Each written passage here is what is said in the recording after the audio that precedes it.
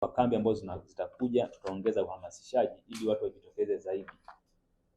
Muda wa uhamasishaji ukianza, tutawaambia watu watoe watu ambao hizo sifa tutazisema, lakini hapa niseme tu kwamba tunalenga zaidi wanawake ambao wamepata majeraha makubwa yakapelekea kuharibu miili yao, kwa mfano kuungua moto, kansa, kwa mfano kansa za matiti sana sana zimeharibu, wanatakiwa warudishiwe wakae vizuri.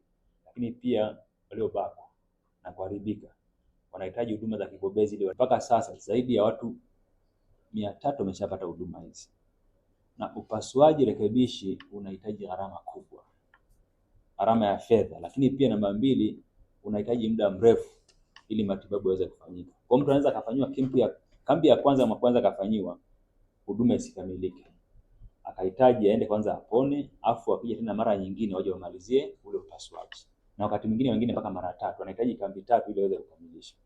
Kwa hiyo kutokana na hiyo gharama zinakuwa ni kubwa sana.